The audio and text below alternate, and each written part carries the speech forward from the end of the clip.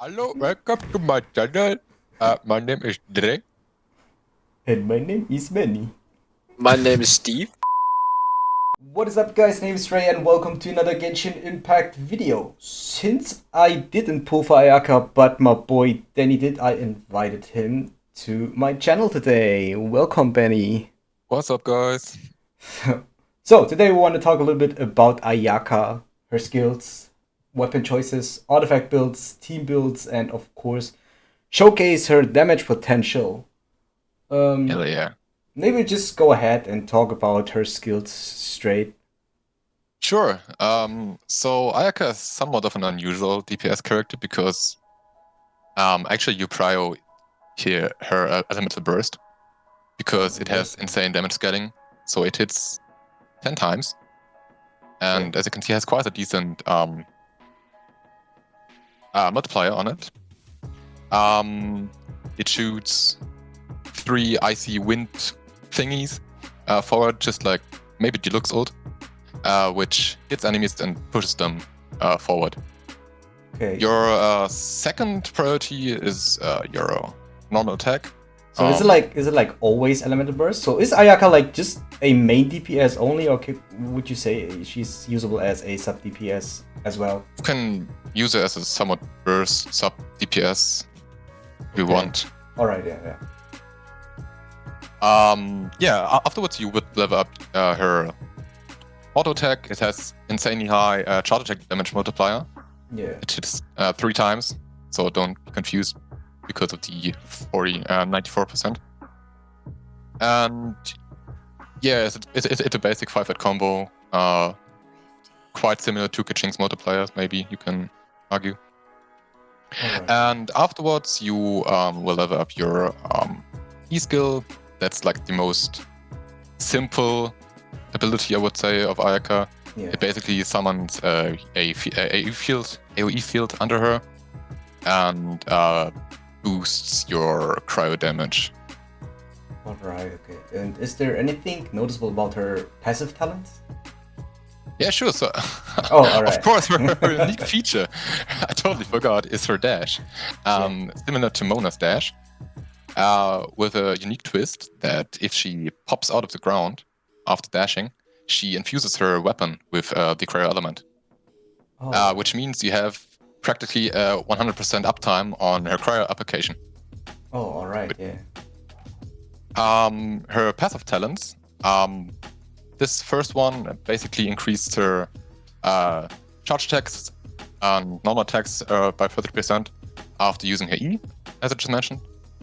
And what is the cooldown from the E? Just to be E cooldown is 10 seconds. 10 seconds. So you have 4 seconds between this passive talent and the E ability, right? Yeah. Yeah, alright, okay. And the next one is basically when you hit an enemy with your dash, it restores 10 stamina, which is quite useful for charge attack spamming. Yeah. And you gain a cryo damage bonus for 10 seconds. Oh, 18% cryo damage bonus. I feel like these 2 talents, they are pretty good. Not all 5-star characters have like such 2 useful passive talents. Yeah, I think it supports your kit quite well and somewhat rounds it up, I guess. Alright, okay. And the last passive talent is that you have a 10% chance to weapon ascension materials to double the product. That's whatever. Okay, maybe let's talk about weapon choices. I think try to focus more on 4-star weapons since those are more achievable for low spenders or free-to-play, but of course we'll talk about 5-star weapons as well. So, in my opinion, best 4-star weapon is actually the Black Cliff sword, which I unfortunately do not have because I pulled for Missplitter.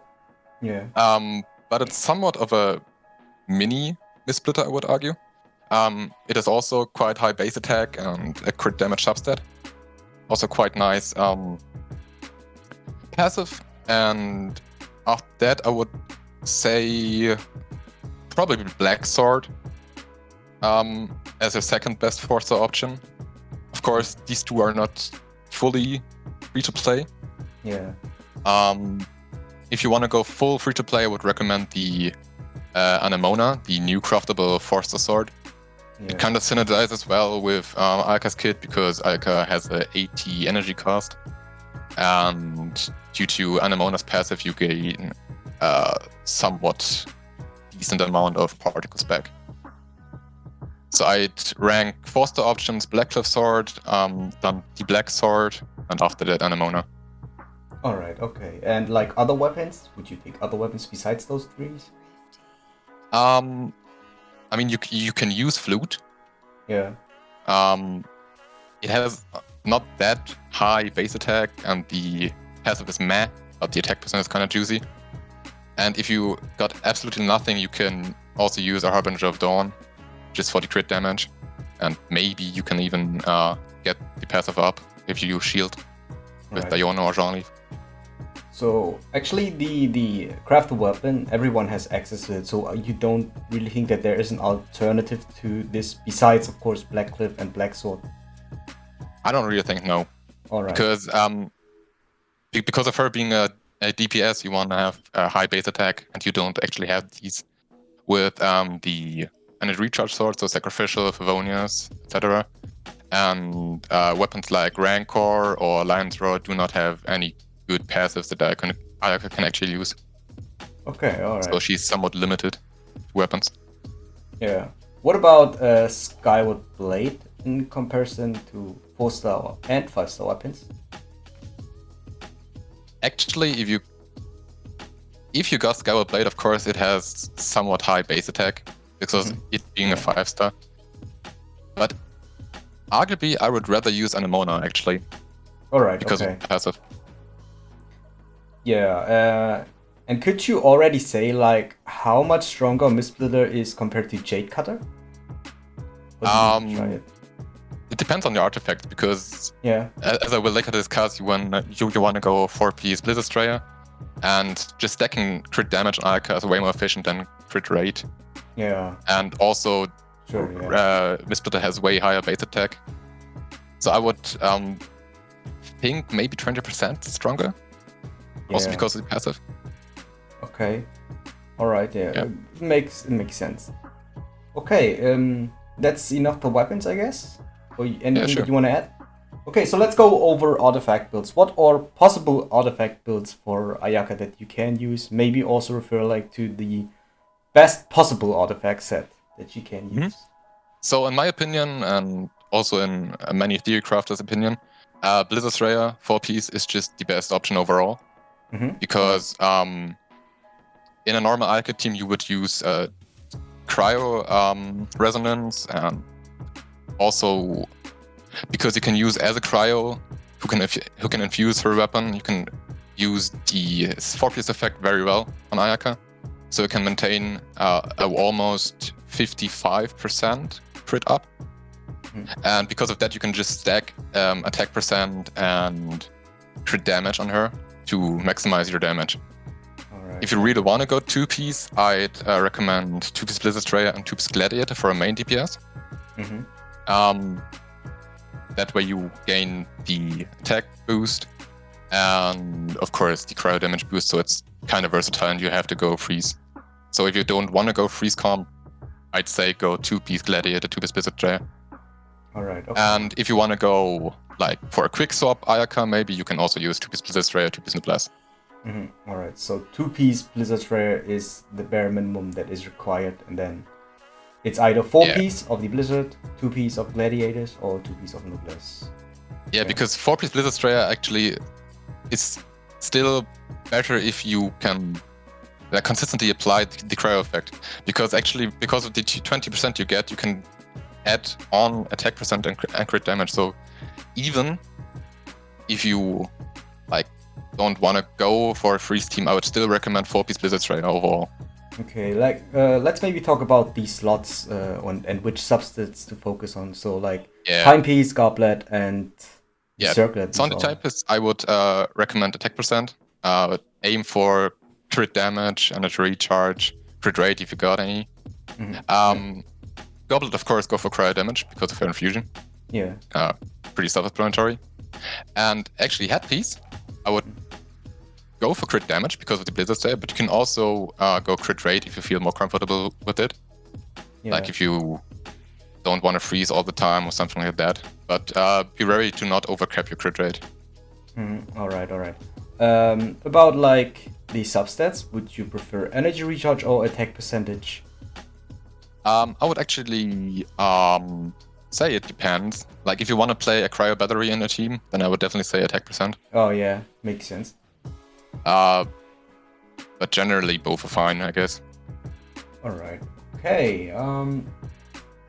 Do we want to talk about constellations? Maybe real quick, if you know something about constellations. Yeah, sure. Yeah. So C1 is basically just a kind of passive that can reset parts of your E cooldown. So it's nice to have, but not necessary. Okay. C2 adds 2 more of her frost flakes to her ultimate. All right. C3 enhances the talents as usual. Yeah. C4 is actually quite nice because it decreases defense of the enemies by 30%. Yeah, that one C5 seems really strong. Yeah, that's pretty nice. Yeah. C5 again, the talent, and C6. Actually, I don't know what it does. It seems so overloaded. Integrated charge attack. That kind of resets the passive. So I don't know about that one. I haven't seen it in action until now. All right, so let's skip this. I think it's anyway not too affordable for a lot of people. Yeah, but I think if you're a whale and you summon G46, you will know what it does. Yeah, sure. Okay, so next thing, team builds. So what are like possible strategies? Would you use melt? Would you use freeze, superconduct? Which reactions? And on those reactions, which characters would you use? So as I said, in my opinion, freeze comp is way better than everything else you can do on her. All right. Therefore, you need Ayaka, of course, and a Hydro Applier. I think Mona is actually underrated by that, because everyone usually goes with Xingqiu. But Mona also has Thrilling Tales buff. If you gotta get Mona, of course, and the Omen debuff. Yeah. But if you don't got it, use Xingqiu. If you do not have a Xingqiu, Barber is your best option, unfortunately, because we do not have any other Hydro Appliers. So maybe Kokomi in the future, possibly. Maybe we'll see. We'll see. Okay. So I'm just gonna go with Xingqiu now. After that, I would use a cryo battery because you usually go for DPS substats, so you may lack energy recharge. I personally like Yona a lot because she generates a lot of particles. Also, she's free to play and she heals and she shields. Yeah. So she's a monster of a character. You could also go Kaya because he generates a lot of particles as well. If you want to go full waifu, of course, go Rosaria. She's fun as well. She also shares crit rate with Ayaka, which is quite nice. Yeah. Changyang is kind of redundant because he also infuses and you do not really need that in your team. Yeah. But yeah, generally I would say Diona is best in slot cryo battery. Alright, okay. And the next slot is somewhat of a fill. You could go Bennett, you could go Zhongli, you could go anime characters actually for the 4-piece Veritas and Venera set. But with Bennett and Zhongli, you have to keep in mind that Bennett, of course, melts your freeze comp, and Zhongli might shatter it. So maybe a Venti, if you got it, a Sucrose, even a Traveler or a Jean is quite nice. Yeah, or like, what is the last character, Kazuha? It should be Kazuha, of course. Yeah, I totally forgot about him. Alright, okay. Seems also totally busted. Okay. Yeah, so I would say maybe a good freeze comp is maybe like this or Sucrose as, you know, if you want to go full 4-star. Okay. And alternatives? Alternatives might be melt, even though I think reverse melt in that case is not that good because you can only melt a portion of her attacks because she has many attack strings and many percentages that do not melt, and you can only melt I think 3 or 4 hits of her ultimate. In the ultimate case, so it's not that good. But if you want to go for big numbers, I don't know, maybe go Xiangling, of course, because she constantly melts, and then maybe Bennett and Xingqiu for support. Yeah, so it seems quite logically that Freeze is the strongest comp. So if I just look at her, so even though like Superconduct doesn't make any sense because she infuses cryo with every hit, so you can't. Yeah, physics is kind of troll. Yeah. All right. Okay. So I guess that's it for the theoretical part. So maybe show us your Ayaka in action. Yeah, sure. Yeah, all right. All right, so for the first test, I'm gonna go for Pyroretis Vine. Keep in mind that you want to have your 4-piece Blizzard Destroyer up all the time. So try to freeze it, as usual. I'm just gonna go for damage amplifier with Bennett and Mona as well, just for the sake of it. So I'm gonna do this, Bennett ult, Mona ult, freeze the Mona ult, and afterwards just burst. And now we can just wait. Wow. It's quite insane. Okay. Yeah. Alright, I might do Viridescent run later. Like, the concept is always the same, just try to freeze and then pop your ulti. Alright, okay. Okay, so now we're gonna do the Viridescent run, just to showcase the potential of Venti in this comp. Because actually you can stack Venti Q and Ayaka Q and will hit everything somewhat. So it's the same principle. Just try to apply Hydro with Xingqiu and then freeze and Ayaka ult. So let's go. So I'm just going in, playing Hydro, it's quick charge, and then ulti.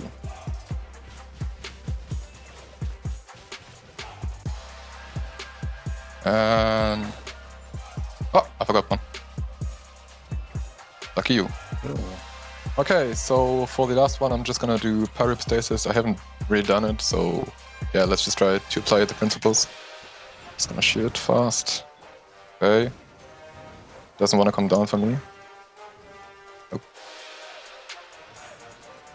I actually really don't know what it does. I'm just trying to attack it, I guess.